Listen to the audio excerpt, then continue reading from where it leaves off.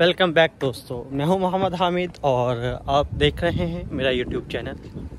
मेरी तरफ से तमाम व्यूवर्स को ईद मुबारक। ये चाइना में मेरी आखिरी ईद है, जो कि मेरे लिए एक यादगार लम्हा है। आज मैं आपको अपनी ईद के ख़ास लम्हा दिखाने जा रहा हूँ। सबसे पहले मैंने मेट्रो ली और मस्जिद पहुँच गया, लेकिन यहाँ पर बहुत ज़्यादा रश था। सबसे पहले इधर मैंने अपनी अपॉइंटमेंट चेक करवाई कि नमाज़ पढ़ने की पहले अपॉइंटमेंट लेनी पड़ती है, और इसके बाद सिक्योरिटी चेकिंग के बाद अंदर जाने की इजाज़त मिली।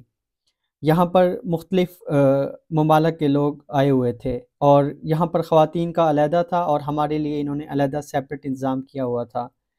यहाँ पर हमने नमाज ईद अदा की, और नमाज ईद अदा करने के बाद हम एक दूसरे को गले मिलकर ईद मुबारक कहा, और इसके बाद हमने मेट्रो ली। मेट्रो लेकर हम चले गए थे इंडियन रेस्टोरेंट।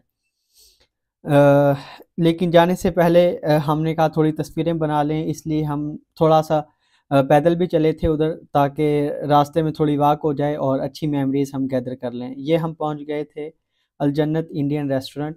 यहाँ पर डिफरेंट इक़साम के खाने इन्होंने बनाए हुए थे, जिनमें बीफ पुलाव, 3 से 4 किस्म की चिकन की डिशेज़ बनाई हुई थी, और जो मुझे यहाँ पर सबसे ज़्यादा पसंद आई वो थे गुलाब जामुन। रेस्टोरेंट में एक ज़बरदस्त माहौल था। बैकग्राउंड में मुख्तलिफ़ गाने चल रहे थे। इन्होंने एलसीडीज़ भी लगाई हुई थी दीवारों पे, और चीनी सार्फ़िन भी यहाँ गैर मुल्की खानों का मज़ा लेने आए हुए थे। यहाँ पर जो लोग बिलियर्ड खेलते हैं उनके लिए इन्होंने बिलियर्ड गेमें भी रखी हुई थी, और जो लोग शीशा पीते हैं उनके लिए शीशे का भी इंतज़ाम था।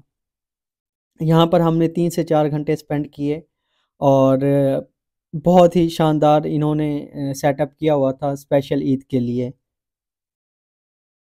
इसके बाद हम 3 से 4 घंटे गुज़ारने के बाद हम चले गए थे घर की तरफ। हमने दोबारा मेट्रो पकड़ी और पहुँच गए थे घर।